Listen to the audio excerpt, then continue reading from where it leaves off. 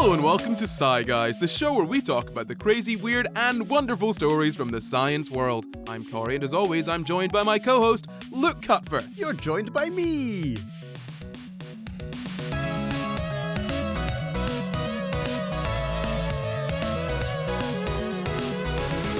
This week, we're talking about losing limbs and phantom feelings, but first, we have a wee YouTube comment. What have they said to us? They've said the G in LGBT is for ginger. How does it feel to be LGBT, Luke? Oh man, I'm so glad to be accepted and have a family. Finally. No one in my family's ginger. I'm alone. Do you want to come out as the only LGBT in your family? Just look to camera one, and I'm the only LGBT in my family. And you're proud to be LGBT, are you? And I'm proud to be ginger. I'm finally coming out. I used to genuinely do videos on my YouTube channel when I started in black and white so that people didn't know I was ginger. So I actually did genuinely come out as ginger when I started making videos. You dyed your hair as well, you know? Yeah, I really drew out that I was like, okay, fine, I'll use color. Because I used to get comments being like, he's using black and white because he's ginger. And I was like, no, I've been seen. So then I dyed it brown and put color on. And then they could see those roots. Yeah, of course they could. Of course they could. You gotta dye it, then immediately film a video. So coming out 3 then, Luke? What was 2? Do you not do 2? I came out as being psychotic. Oh yeah, you did that. So this is coming out 3, briefly ginger. Psychotic. Briefly psychotic ginger. The path that all men must walk at some point in their lives. But moving past your strange life, I've got a question for everyone. Now here is what I want you to do. I want you to close your eyes and feel something that isn't there. Ooh. Was it there at one point? Oh. We don't know. It could go either way. But feel that thing, and whilst you're doing that, just think about your answer to the question. And who knows, maybe I'll reach out with my thing that doesn't exist. Oh, this is getting weird. And we'll feel the same thing, and the answer will be transferred through osmosis. That's science. I use the science words. The question is, have you ever lost a limb or experienced phantom limb pain? Well, I'm having phantom limb double D titties now, so... Right. That's good to know. I was like, what would it be like? That is a thing that kind of, not phantom limb, because, you know, titties aren't a limb, but I have heard from those who have had tits chopped off of their bodies that they do, that, you know, sometimes they're like, oh, wow, are they there? They're not there, but it feels like they should be there, but they're gone. Fascinating. I actually have a thing on phantom limbs, which I want to get onto later, which is almost the inverse of that. So how interesting. I'm looking forward to that. Wow. Okay, so let's get into the episode. Luke, what is phantom limb syndrome? So phantom limb syndrome, as I have heard of it, is where you have had a limb, usually had a limb chopped off for some reason, or lost it in some other way, eaten by a bear, surgically removed. Just misplaced it. Lost it. Yeah, exactly. It's always the last place you look. Always the last place you look. Inside yourself. Whenever I lose my left arm, you won't believe where I find it. You will not believe where I find it. Left shoulder. Every time. Every time. Silly. Okay, so yes, it's the sense that a limb that is not there for some reason is still there in your mind. You can still feel it there, and it feels like it's sort of floating there, but you cannot see it. Does that make sense? I was gonna start making jokes about ghosts, and then I realized it's called phantom limb, and so I'm really just kind of putting a hat on a hat with that kind of joke. So yeah, that's pretty spot on. So phantom limb pain is basically feeling pain or discomfort in a limb that is no longer there. I mean, no longer there isn't really the best way of saying it, I reckon, because you can just be born without a limb. And crucially, it's different from residual limb pain, which used to be called stump pain, which is a much snappier name. But I understand why they might want to move away from stump pain. It's not a good... Oh man, I got a real stump pain today. It's not very poetic. It's sort of, you don't want to think of yourself. It sounds like you're a tree. Yeah, I feel like stump is one of those words, because I mean I've seen plenty of amputees use the word stump, you know, very liberally. You know, and they'll talk about their stump, and that's fine. You know, that's your stump. You can call it what you what you want. But that's for them to do. But that's for them to decide. Like, hey man, nice stump. I think that's for us to decide. I think you and I, should decide on the terms for everything. So who is allowed to say the N-word? Luke, go. No. Which one? Anyone to whom it would have been or once was applied or if they were in a different time, it would have been applied to them and used against them, and still maybe used against them to this day by horrible bigots and Karens. Okay. I see a few chinks in that armor, but I'm going to let it slide for now. We're going to That's come a back to racial this. slur. That word is preserved exclusively in that phrase, and I don't think about it until it's pointed out. It's like when someone has a name and you're like, you think of their name being that name, and you're like, that's not your name. Like, you think of the name like Michael, but then you think of like the Vsauce guy. He's not just a guy called Michael. No, he's Corndog Willie now. Excuse me, what? he's what? On TikTok, he's Corndog Willie. But we have veered Brilliant. I love him so much. We veered well off the path. We have veered so far off the path of phantom limb pain, so let's bring it back just really quick, and then we can get to whatever it is that you want to talk about. Phantom Corndog Willie. Deary me. So it was first described by a French military surgeon. Yeah, that would make sense. He's chopping off lots of limbs. This was in the 16th century. So he was born 1510, died 1590. He probably would have first described it at some point between those two dates, one would imagine. Unless it was a posthumous sort of, discovery of phantom limb pain. He came back as a phantom limb entire guy, and he's like, aha, a discovery. Well, only a phantom doctor could diagnose a phantom limb. This writes itself, honestly. This is great.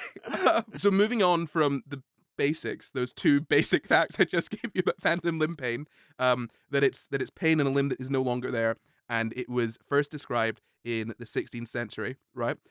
Amputation. What can you tell me about amputation, Luke? Not nice. Sometimes good. Would you rather have gangrenous limb or limb cut off? Oh, I suppose, yeah, limb cut off. Yeah. Stump. Yeah. But yeah, okay, so what can I tell you about it? Well, it's done only when it's absolutely necessary to be done. They usually do it like a below the knee if they can, or below some kind of joint so that you can still have movement, like a sort of hinge mechanism, for want of a better way of it. A joint, yeah. A joint, sorry, yes. I actually used the word and then felt the need to find a synonym. I think maybe someone here has had a joint, if you know what I'm saying. What else can I tell you about? I mean, that's sort of it, I guess. You just chopping off a limb, hopefully for medical reasons. Well, yes and no. Yes, you're entirely correct. No, you're not correct. You've missed out a very key thing here. So there's surgical amputation. Many reasons for that. You've listed off some of them, I think. Of course. And any other kind of amputation you could think of. Like a car crash. No. Like you're in one of the Saw movies. Hey, that is a scene. I don't think many limbs are lost in the Saw movies, though. I think enough. I really don't think so. Like, I've not seen them all, and I can't remember any of the ones that I have seen, but I feel like there's not much limb sort of lossage there. The one I remember, sorry if you're squeamish, just skip ahead like 30 seconds. The one I remember is like these two people that have to like put as much flesh into a bowl as possible, and like one of them just whacks off their entire like forearm.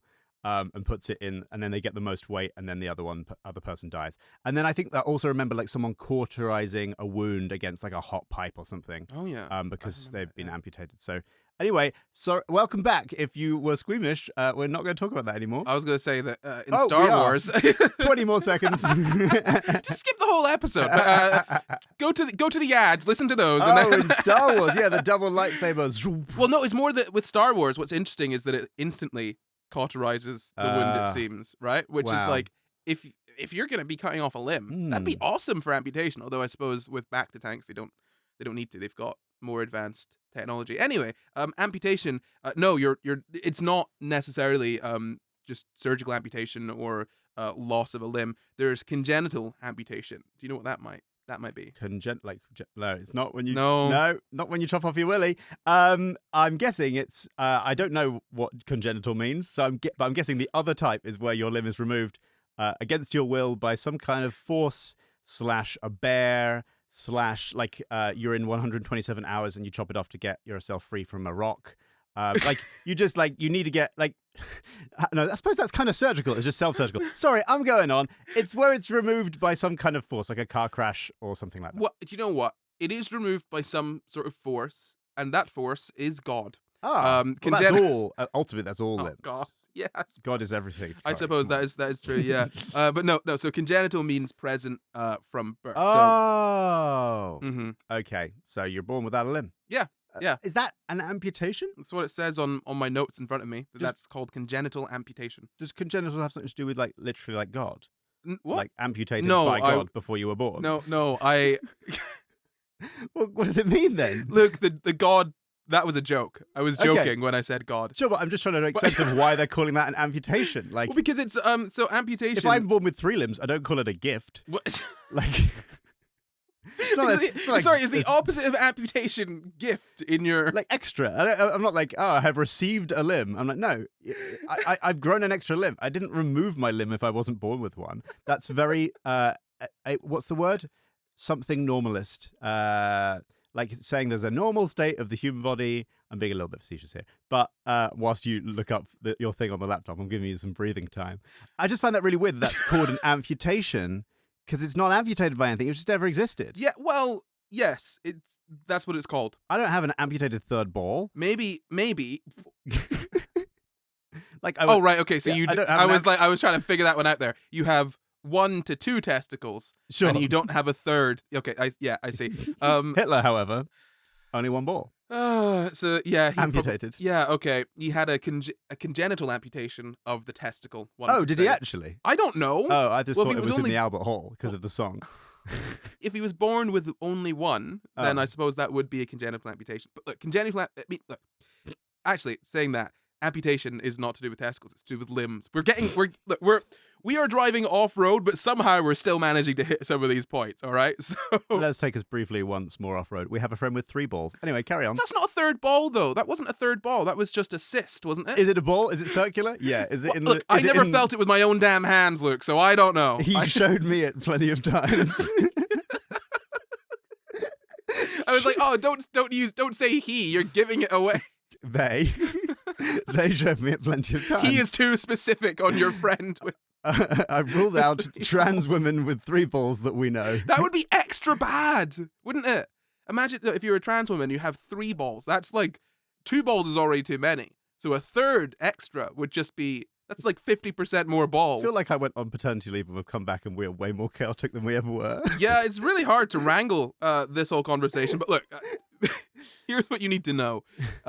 Congenital amputation means a limb, that is not sort of, let's say, correctly formed, fully formed, or it's just outright missing at birth, right?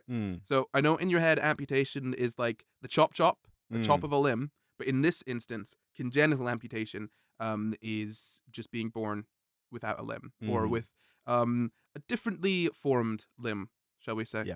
Yeah. And so if we talk about traumatic amputation, do you know what that might be? I'm guessing it's the long list I gave earlier erroneously for congenital amputation, which is an amputation that happens because of some sort of physical trauma, like being in a car crash or a bear attack or a shark attack or falling on a blade or being in one of the Saw movies. Yeah, sure.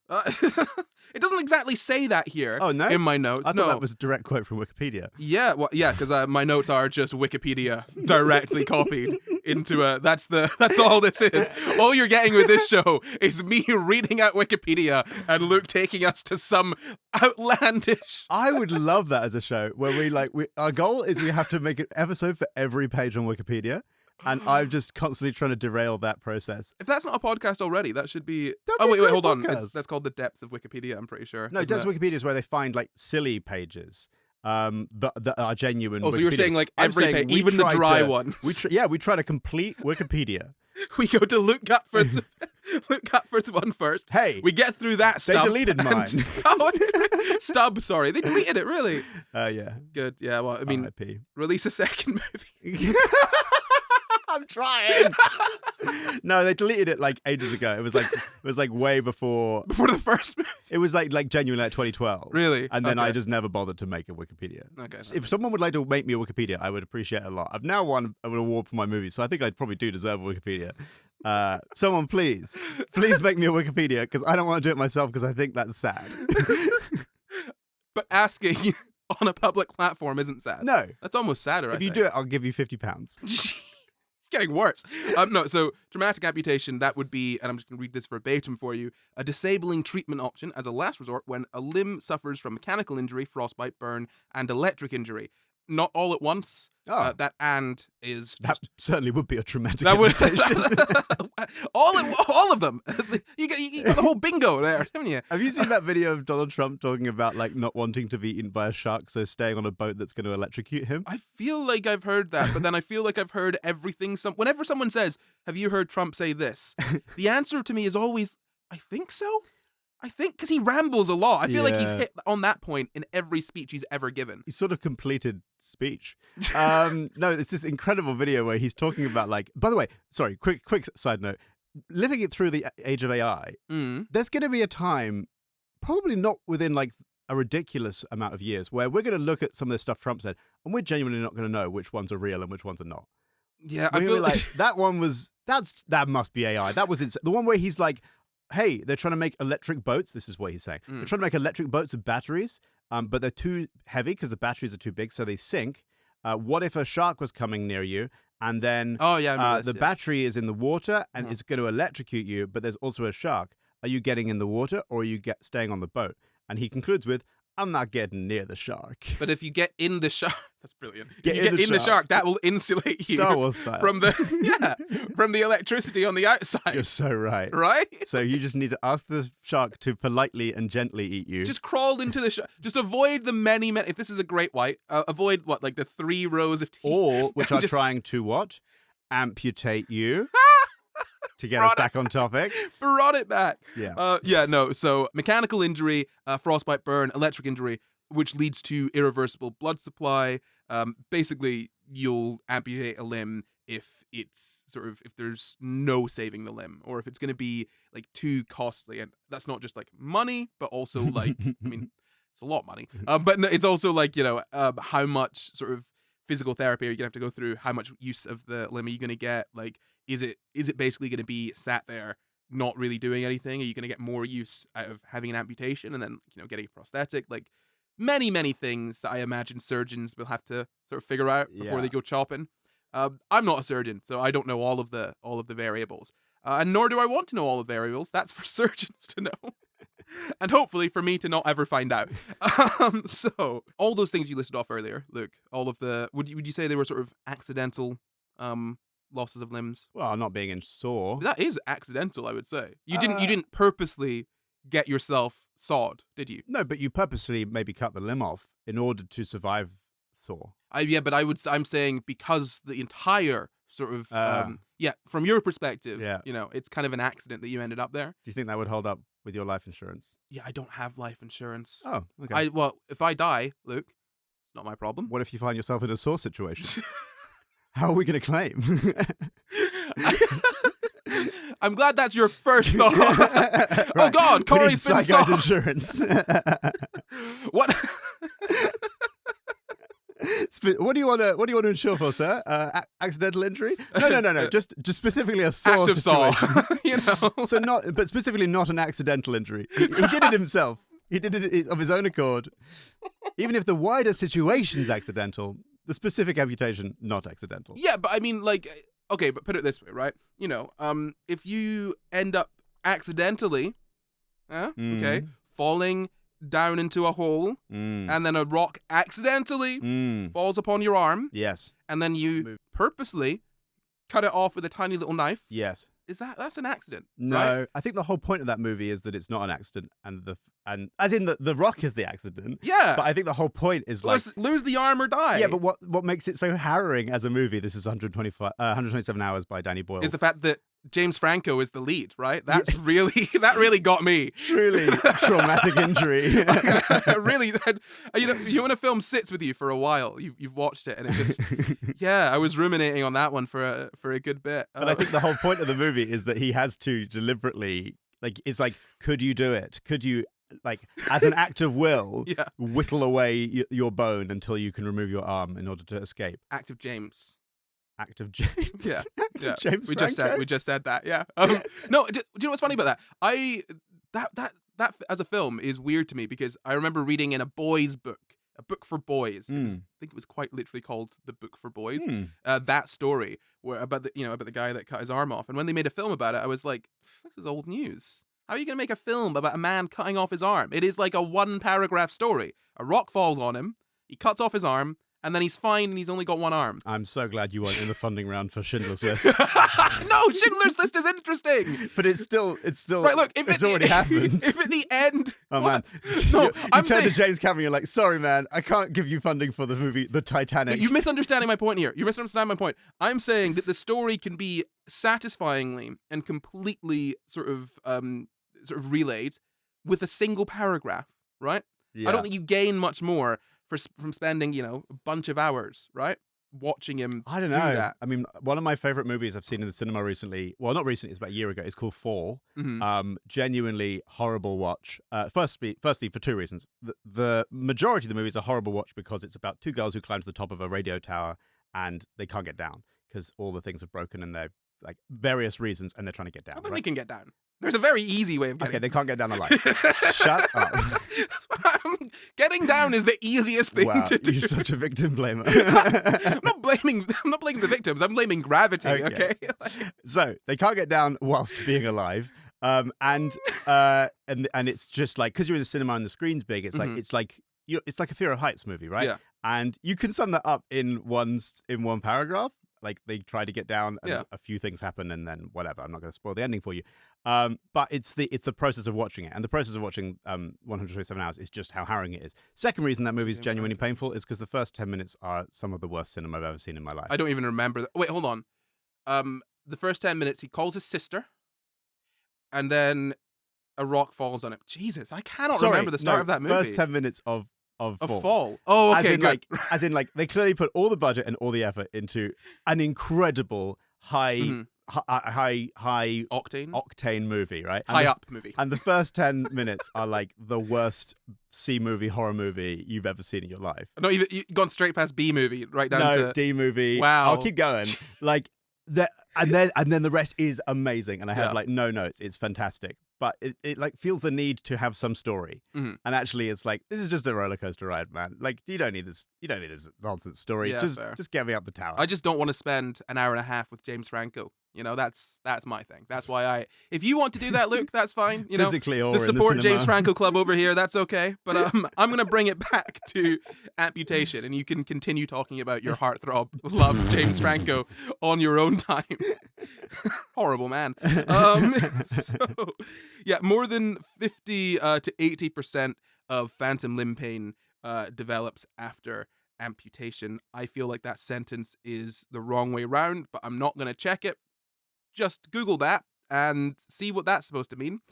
It can develop immediately. Well, I think I know what it means. Say what it means. Well, okay, so I think what it's talking about is, and I've read this book recently, which Corey Sahabi has mentioned multiple times. What I do in my life is I read a book that's quite broad and I don't really know anything, and then I apply it to like loads of different things in my head, and then I talk about it in loads of different situations. Like every month you've got a new model for like how the world works. How the entire world works. Anyway, this is a book which, if you're listening on our Patreon to the After Darks, you'll have heard me mention it a couple of times, but it's called The Ego Tunnel by Thomas Metzinger. And it's basically talking about how your brain constructs your idea of the world and yourself. And it talks about all this different research that's gone into consciousness and how we construct our reality in our brains. And it talks about how people are born with phantom limb syndrome for limbs that they never had. And discusses whether that means that you have some kind of, like, to a certain extent, an innate body model, like an understanding of your body shape that's like you're just born with that, as opposed to like building it up either through like observing your actual body or through some kind of mirroring process of observing other people in your early years, right? Now that I don't necessarily know if we know that whether it's through mirroring of watching other people's bodies as you're a baby or like whether you're born with one. But that would possibly account for that 20% is like, well, some people are like born with no arms, but they have phantom arms. There's other stuff I'll get onto probably later when we come to in a bit more detail. But the bit I found fascinating about that applying it in a different way, we both know people who are trans who they're trans men and they felt like they had phantom penises, right? And they felt like there was a thing missing, like they're just supposed to have a dick there. Ghost dicks. Right, Sorry. exactly. Ghost dick, right? Phantom dick. And I found that so fascinating. And I wondered if, like, this is a fairly old book. I think it's a few decades old, so the science may be a little bit outdated. Thank God it's legal. Jesus. Yeah, you can fuck this book if you want. Fuck no. So yeah, I don't know. The science may be a little bit outdated, but I found that fascinating in terms of like, well, if people can be born with like an internal body image that contains arms they've never had, it's at least like plausible that somebody could be born with the internal body map that doesn't match their physical body, and that could be at least some of the way to describing why people end up with gender transphobia. Gender transphobia. Transformias go. Oh my god! But I just thought that was really interesting. If you had like at least part of it for some people could be like having an internal body map that doesn't match your physical sex, would definitely give you a sense of like, I'm in the wrong body. Like I've got these bits that don't belong, and I've got this. I don't have this thing that's supposed to be there, and that would be like you. That's you're forming your understanding of the world not through the actual physical world, through your models in your mind of how your brain works, of how the world works and how your body works. So I just thought it was absolutely fascinating and potentially very validating for sort of trans people, like trans validity, etc. If there's other examples of a mismatch between the body image and the physical body, outside of just people who are trans. Yeah, no, that's beautiful and a wonderful sort of pledge of support for trans people. No, really. I mean, what you've said there is what you've said there is like really deeply interesting, and it's fantastic. I just put the words the wrong way around. 50 to 85% of people develop phantom limb pain after amputation. Oh, yeah. Oh, wow. So that whole tangent. Yeah, that was for nothing. Oh, no, well. it was a fun journey. I mean, we ended up back where we started, maybe a little bit farther back than where we started, but it was fun. It was a nice. I didn't have the heart to stop you. All right, trans rights. Yeah, I realized maybe about 30 seconds into here. God's sake. You could have stopped me. I could have talked about it later. It's fine. It's funnier to not stop you. I can't believe you just let me do that. God's sake. Maybe you were going to say something interesting. Maybe it's Excuse me. Maybe you wander into something interesting by accident. I don't know. Maybe you'll say something worthwhile if I let you talk long enough. That's what I do with myself.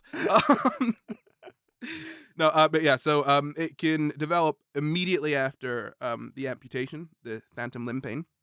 And half of all patients, again, I'm reading this verbatim, suffer the pain within 24 hours after the amputation. And that's not just pain from the amputation itself. It's like, how do I describe this? So I wouldn't really be able to describe this because I don't really have anything that I can kind of, talk about in my own experience that would map onto that. Other than like, I guess there's this scar on the back of my shoulder where like they took out this whole mole. So there's just this whole point of my shoulder that isn't there, but it feels like it is. It's weird. It's not exactly the same thing, but right. If you imagine, right, like, pain in your stump would be sort of, pain originating from the place, sort of, that has been cut, right? So if I were to sort of cut my arm, just below the elbow, I would be experiencing pain just below the elbow from where I went and severed all them nerves and tendons and muscles and skins and whatnot, right? Yeah. That would be sore. It'd be painful. But also, phantom limb pain, but phantom limb pain instead is not feeling pain at the site of, the chopping, but feeling pain or sensations in the hand that is no longer there. I suppose it's like proprioception. Like if you close your eyes, you know where your arms are, even though you can't see them. If you imagine like your brain is placing the pain in space in an area that you aren't connected to. Yeah. It's saying there's something, the source of the pain is here. And you're like, but how am I knowing that? Exactly. Am I wireless? Well, that's the thing as well, because it's weird because if your brain has got a map of your body, like it doesn't really change that much. Do you know what I mean? Like your body, you could gain weight, lose weight, your hair might be longer, things like that, right? But your brain has got a really good model. Not a really good model, it's actually quite terrible, but it's got a decent model of where things are in space. So a sudden change to that, you know what I mean? It's like if they suddenly build a new road, you've got like a paper map. You're going to be a little bit lost, you know what I mean? Or they get rid of a road, right? They're like, oh, this road is closed today. You need to take another route. Yeah. You're using a paper map. You're not going to know. You're going to go, driving down that road. Yeah. We were talking in one of the After Darks about how actually the brain's model of the body is very flexible in certain situations. So we were talking about in After Dark about how if you have a tool in your hand, your Sorry, I've often got a tool in my hand when I'm thinking about flexible models in my brain. Carry on. What? Oh God, I don't know. Let's just move on. So if you've got a tool in your hand, like say for example, you've got like a walking stick, right? As far as I know, the science of this tells us that you don't just think about that in terms of your brain. Your brain doesn't think about that in terms of you having a walking stick in your hand. Your actual internal model of the body extends so that the end of your hand, say, is now the end of the walking stick. You consider it to be part of yourself. So it's very normal that we have a sort of additive process to our body model. But like the idea of having a subtractive process of going like, oh, actually, I now have less arm. That's definitely something we are not as used to doing. Yeah, that is definitely true. It's a definitely true thing to say. Not understated whatsoever. No, but that's really. I was talking to my barber the other day when I got my hair cut. Yes. As one does. And he was saying, you know, he was talking about scissors and how he was like, they're an extension of my body. I'm like, yeah, that makes total sense, because when I'm chopping stuff up with my kitchen knife, I'm like, that's an extension of my body. Do you know what I mean? I'm like, we were talking about how, you know, he was like, when his scissors blunt, you can feel immediately knowing like, oh, these need to be sharpened. And it's the same when I'm chopping with my kitchen knife. Yeah. Like as soon as it goes a bit blunt, I'm like, oh yeah, I can feel this immediately. There's an immediate difference, and it's based purely on just like like how the knife cuts through stuff. Do you know what I mean? Yeah. And when I say blunt, I mean I sharpen my knife, I think monthly, roughly. So like blunt for my knife is still very sharp, but that like slight difference I can just feel immediately. I've got two things on that actually. Firstly, I love the idea that your barber / our barber, I think, our barber is like in his head he's like Edward Scissorhands. Like his internal body model is like, I'm Edward Scissorhands. And he probably also spends like a significant portion of his day with scissors in his hands. Yeah. So, like, I mean, probably about the same amount of time as he sleeps, roughly, I would say. Yeah, more time with scissors in his hands than conscious time not with scissors in his hands, possibly. Yeah. On some days, on work days. The other thing I was thinking about when you were talking about that was I remember reading something about how when we have a perception of a feeling, we're actually experiencing our brain's anticipation of what feeling we will have, right? So if you like touch something and you've touched that thing before, like you touch, then the feeling you initially feel is actually a memory of what you should feel when you feel that, because you've already touched it, and because senses are a little bit slow and it's more efficient to just like fill in the gap immediately with that sensory data. And then if you touch it and it feels different, you then get a sort of like, oh, whoa, mismatch. Yeah. And that almost sounds like what you're experiencing with the knife is like, if you're so used to chopping something and you're anticipating how it will feel, and then a second later your brain catches up and goes, oh, there's a mismatch between the expected feeling, because you're so used to chopping with this specific knife, and the actual received feeling, and that tells you, oh, the only solution to that is that it must be blunt. Yeah, absolutely. Yeah. Or I'm super weak for some reason. Well, that's the thing. But like cutting with a blunt knife and cutting with a sharp knife, it's such a difference. Yeah. It's so much more different than just like how much effort you have to put into it. Do you know what I mean? So I'm very strong. And actually, how strong I am has nothing to do with how good I am at cutting, which is very good also. Very strong, very good at cutting things. Okay. Anything else you want to brag about? No. Okay. Not yet. Maybe later. This is a safe space. As I was saying, 50 to 80% of people develop phantom limb pain after amputation. Half of them have it within 24 hours after amputation, and about 75% of patients have that pain within a few days after amputation. So the number goes up, sort of longer you wait. So phantom limb pain, it's not necessarily a sort of chronic thing. It can be acute, so it doesn't necessarily last forever. It's not necessarily constant. It could be something that comes and goes. It could be something that you get for a bit and then you kind of get over it. It could be varying levels of severity or intensity. You know, it could be a bit annoying or very painful. There are many ways for this thing to be, as there are many ways for many things to be. So, how many sort of amputations, traumatic amputations, do you think there are per year across the entire world? Dear God, or just in total? And across ever? No, well, not ever. Hold on. The total at The total at any one point. Per second. Well, just what's the total right now, roughly? Jeez. What do you mean the total right now? The total right now today? The total right now of the year? Right now. Oh my God. In all time? How many people have had a traumatic amputation that are still alive? Oh, okay. The right total now. amputees. Sure, yeah. Okay. I think something like 300 million. What? Yes. 552.45 million in 2019 is the numbers that I have in front of me. That are. Well, it's perfectly possible that 200 million of those have recently died and no more have been amputated, and I'm right. Well, given that it was 370 million in 1990, I feel like the year we're in now. God. There would be a lot more turtle power going on here if we were in 1990, okay? That topped the charts for 4 weeks. I know that. It did. It was Top of the Pops came on the other day. Inexplicably, just Top of the Pops from April 1990. So, 370 million in 1990 amputees, and 552 million amputees in 2019. And new cases, so this is new cases sort of per year, that's 11.37 million in 1990 and 13.23 million in 2019. So yeah, like a lot of amputees, basically, right? And if you think 50 to 85% of those people having phantom limb sensations, it's a lot of people. Yeah. But then, so the most common traumatic amputation, where do you think that might be? Arm. Think more specific than arm. Finger? Yes, in the fingers. And the most disability, apparently, is unilateral lower limb amputation. Do you know what that might mean? Unilateral lower limb amputation. So that would be like the full leg, a full leg above the knee. Or both legs. That's definitely more disabling, for sure. No, so unilateral one side. Mm-hmm. Uni one lateral side. Of course. With Tom Scott. So yeah, basically, fingers are the most common amputation subjects, targets.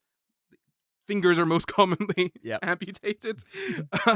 And the most disabling is a unilateral lower limb. So one of your legs. More than both your legs? Cause the greatest burden of disability. So that's not necessarily that it is worse than having both of your legs. It could just be that having one leg amputated is way more common than having two legs amputated. And so having a leg amputated is like...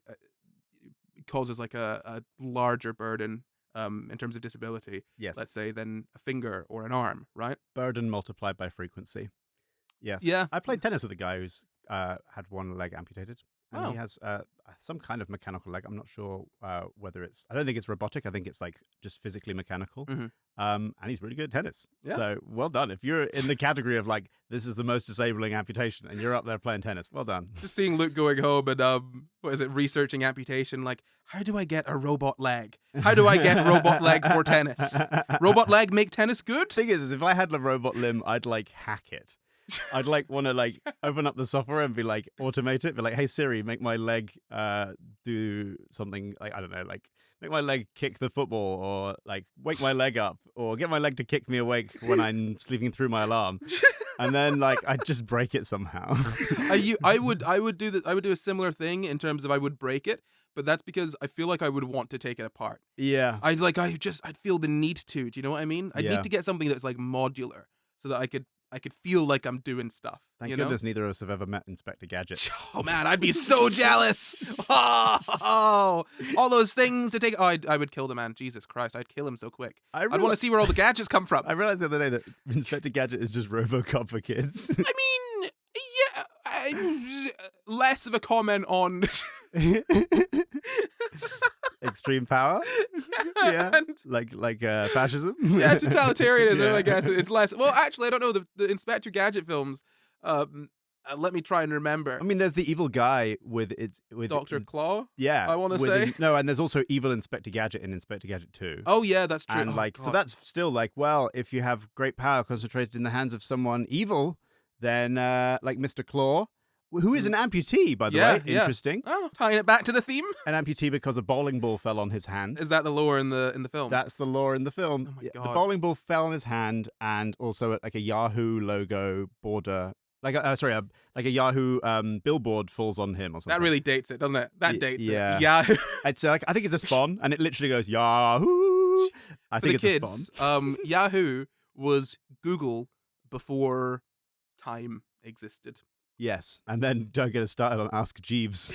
Oh my God, Ask Jeeves! Ask Jeeves, by the way, if it had survived, would be a great brand in the sort of now AI era, because you could actually ask it things and it would actually reply the way it was always intended. I reckon they should bring it back. Yeah. Let's bring back Ask Jeeves. And so, going back to amputations, by the way, so we've covered the sort of prevalence of amputations, the causes of amputations, all of that sort of stuff. So let's skip past amputations and go to phantom limb syndrome, shall we? Ding-a-ling-ling, is that the ad bell? I hope so. We don't have any other bells in this room. Well, I'll tell you what we don't have in this room, Luke. We don't have people who have subscribed to SCI Guys on YouTube and followed us on Apple Podcasts and Spotify. I actually have done all those things. I have too, but why don't we tell people about why specifically that is a very cool and interesting thing for them to do? Well, we want to be everywhere with you all the time. And if you're on Apple Podcasts, we want to be there with you. If you're on Spotify, we want to be there with you. And if you're on YouTube, we want to be there with you. And you probably want us to be there with you too. Even if you prefer to listen on Spotify and don't really watch us on YouTube all that much, it really helps if you subscribe on every single platform, because it gets us in front of more people, which means it makes it easier to make this show, which you love, right? You love it. You love us, right? Give me love. Validate my soul. Subscribe to SCI Guys on YouTube and follow us on Apple Podcasts and Spotify right now. Heal the deep, deep chasm in my heart. Let's get back to the show. So, Lucas, what causes phantom limb syndrome? I guess we don't know. That's not that. A mismatch between the internal body image map and the limbs. I want to read this verbatim because it is just it's so true. Multiple theories have been debated, and the only agreement is that multiple mechanisms are likely responsible. So lots of people have been arguing about what causes phantom limb pain. And the only thing they can decide on is that it's not just a single thing. Oh. It's more than one thing. Yeah, that's everything that's to do with the brain, though. Yeah. The brain is like distributed across lots of different... Mm-hmm. Okay, well, I could have told you that. But how much are these guys paid? Come on. Do you have a science degree, Luke? It sounds like I don't need one. Not when you have SCI Guy. No, I don't even get that. No, so basically, the prevailing theory, you might have heard about this for like a long, long time, was the sort of ends of nerve endings that were in the sort of not the amputated limb, the remaining part of the amputated limb, right? Yeah. The nerve endings there were getting a little bit spicy and just firing off little bits and pieces there, and the brain was interpreting that as sort of pain or sensations in the amputated limb. Now I don't think that's like been absolutely sort of ruled out, but there's more to it than that. Well, one interesting thing I read about in this same book I mentioned earlier, in the same section actually, was about phantom limbs that are paralyzed. So it's almost the inverse of what you're saying there about like the little tingly bits in the nerves, and the brain misinterpreting those as like pain or whatever. Mm-hmm. This was that because the brain isn't receiving any stimuli that suggests the limb is moving, you get a phantom limb that's just stuck, right? And what was so fascinating about this was that they then performed an experiment where they got, you have to imagine this, right? They got a box with 2 eye holes in it, and you stick your little eyes through the eye holes, and in the middle of the box is a mirror. Oh, you coming onto this? It's the mirror test, yeah. Oh, sick. Yeah, it's like the main treatment. Shall I just go for it, or do you want to... Yeah, sure, go for it. Okay, yeah. So you can tell me if I got anything wrong. So you put your eyes in these little eye holes, and then there's a mirror in there which reflects your arm that is still there onto the side of the arm that is not there but is paralyzed. And then they told the subjects, like, okay, now move both your arms. And these people were like, no, you don't get it. I can't move my phantom arm. It's paralyzed. And they were like, okay, imagine moving both your arms and look through. And then, because their brain was receiving visual stimuli saying that both arms were moving because the other arm is reflected on the other side, it updated the position of the phantom limb in their head, and then perhaps they could put it in a more comfortable position because they were constantly waking up. People were waking up and going, I'm like lying on my phantom arm. Yeah. And like, I know it's not there, but I still wake up feeling like I'm uncomfortable because I'm lying on a fake arm. And there was also a bunch of stuff about like the only time that they didn't feel like they had a phantom arm was when like something went through the area in space where the phantom arm, and then it sort of interrupts it. But as soon as they then stop doing that, it's back to, oh, I've got a phantom arm again. Yeah. Well, I mean, there's like, as I was saying, there's so many different ways of experiencing phantom limb pain. So it's not just for that specific instance that they use the mirror, sort of, not the mirror test, but the sort of mirror therapy. Yeah, it's called. Yeah, and it's like super interesting. So there was a similar thing on QI actually, ages ago, where they had a fake arm. Yeah, you remember this, right? Yeah. So they had a fake arm, and oh gosh, I can't remember the whole process it sort of went through. I can remember. You can? Okay, go for it. Yeah. So basically, imagine I was to sit you down at a desk. I'm sat at a desk right now. Great. And now imagine I was to put a sort of board up to your left so that you couldn't see your arm, and you placed your arm on the other side of this board, so you couldn't see your arm. But what I then do is I put a rubber arm where you would expect your arm roughly to be, but it's in your visual. Like you can see it, right? It's on the side of the board that you can see, right? I hope you're following this. I'm understanding. Then what I do is I get like a little feather thing, or something like slightly tickly or whatever, and I stroke both your real hand on the other side of the board and the fake rubber hand that's right in front of you, and I do it with such precision that slowly what happens is that your brain starts to put together the visual stimuli of the rubber hand and the input stimuli of being stroked, because your actual hand is being stroked, and it starts to think that the rubber hand is your actual hand. So much so that if you then like run at it with a knife and stab the rubber hand, you get all the reaction of like pulling away as if you're about to be stabbed. And it also worked, interestingly, sort of triggering a sort of out-of-body experience where you can put yourself in a VR headset and you can look at your own body with a camera that's actually behind you, but you're seeing your own back. Oh, that's weird. And then you stroke your back, but the camera shows you your back being stroked. And you start to place your identity of yourself in front of you. Oh, man, as if you're seeing yourself from a third-person perspective.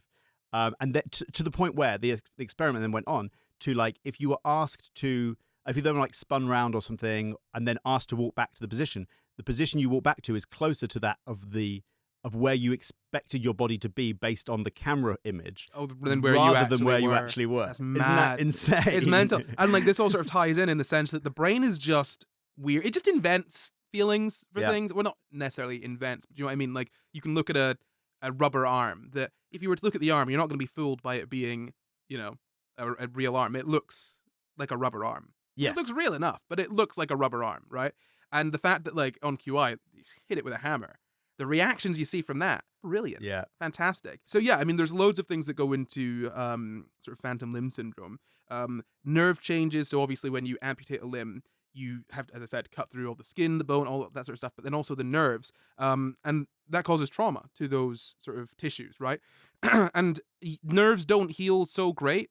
So they sprout these things called neuromas, which is kind of like I think it's basically just like when there's trauma to a nerve, you're gonna get this sort of like end cap to it. That may be a bit off, but all you really need to know is that the nerves are sort of hyper excitable, very excitable, because of a few different things going on. You cut off a limb, the nerves are going to be maybe a bit more excitable. Your spinal cord also changes. So basically, you kind of resets, not resets, but kind of like, you know, reworks to kind of figure out how to go about without having that limb there. Similar with your brain. So your brain has to sort of remap where things are, right? And there's going to be a part of your brain that was used for that arm, right? Yeah. Making it do stuff, seeing where it is in space, all of those sort of motor functions and things like that, right? That part of the brain doesn't really need to be used anymore, right? And the brain is sort of plastic. There's this concept, not plastic as in literally made of plastic, but there's this concept, neuroplasticity, which means the brain can kind of adapt and change to different situations. We did a whole story about a man who had a spike through his brain and he just became a bit of a dick. That's broadly the story, right? Sum that up in one paragraph. Phineas Gage was that? Phineas Gage. Yeah, he just became a dick. Well, he got a spike through his head. He became a dick, but like more of a dick than you'd expect for someone who is. There was a really great, sorry, quick tangent. There was a really great caller who pranked like a right-wing call-in on, I think, LBC. I think he called in to Nigel Farage, and he pretended basically like, oh, I was really pro Brexit until something really, really big happened to me in my life. And Nigel's going along with this. And he's like, what was that? What was that thing? And he went, I fell off a horse. And Nigel's like, right. Okay. Goodbye.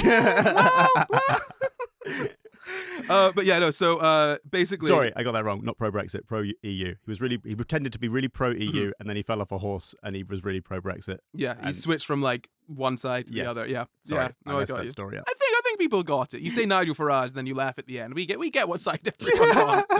Let's try again. Nigel Farage. I'm against him. We're against him. Yeah, very good. So your brain has to kind of reorganize that area, right? So it gets taken over by different parts of the brain. When I say different parts of the brain, it gets that area of the brain gets taken over to be used to do different things. Mm-hmm. Still probably, motor stuff or like proprioceptive stuff, all of that, right? But it's not being used for that arm anymore, for example, because the arm is no longer there, right? So that reorganization could then potentially cause like sort of pain sensations, because again, the brain is just kind of confused, I guess, right? Like it's like there was something there, now there's not. Now this thing that I used to use to control that thing is being used to control something else. But am I feeling pain in that original arm, maybe? Yeah. Is that what I'm feeling? I don't know, maybe. Yes, you are. I'll say that you are. That's your brain for you. And then also sort of psychogenic factors as well. So like if you think about it, sort of what's the word for when it's got the word somatic in it? Psychosomatic. There we go. It's all in your mind. Yeah. So there's a strong psychological component. You'll see a lot of places saying it can develop to chronic pain. It can sort of be triggered by depression, anxiety, stress, all of these sorts of things. So it's not just like, oh, the nerves are messed up or your brain needs to be reorganized. It could also be, sort of psychological stuff. It could be a mix of them all. It probably is a mix of them all because it's the brain and it's bloody complicated, right? But when it comes to treatment, I mean, you kind of spoiled that a little bit there. But there's some medications like painkillers, anti-inflammatories, paracetamol, ibuprofen, things like that. Anticonvulsants as well could be used. You could even get codeine or morphine if it's really bad. But that would be like, for treating pain. Because... And that would only presumably work on like signals that are being sent that are incorrect signals. Yeah. Well, the paracetamol one, for example, because I think paracetamol works on the synapses between nerves, doesn't it? Or maybe that's I'm pretty sure that's true. So like, if there's a signal sent from your arm, then it goes down a nerve, but then at some point it meets a synapse, and then it goes to another nerve. And I think paracetamol basically jumps in the middle of that gap and interrupts the signal. So if the pain is entirely in your mind, then I suppose the paracetamol could are there synapses in your brain that it could go into? But like it's less like I imagine it's less likely to help. I think neither of us know enough about this to speculate. So it'd be fascinating if it does. No, I mean it'd be interesting to know. Yeah, of paracetamol. But then also there's a psychological component as well. So when it comes to painkillers, you've got to take into account the placebo effect as well. So even if paracetamol, right? You know what I mean? Like, and it's not just, we can't be thinking of it as just like, oh, so if it is just being caused by if it isn't being caused by this sort of nerve stuff, then that wouldn't help, because it could be being caused by nerve stuff and the other stuff altogether. Yes. Do you know what I mean? It's not like there are many causes, as in it could be any of these any one of these many causes. It could also it's probably more likely that it's many of these causes at once. Do you know what I mean? Yes. Yeah. And also, other I don't know anything, and two, other painkillers do work differently to that. So I mean, I'm sure there's other things. Like crucially, I think that's the thing to take away from this little back and forth right here, is that we don't know anything.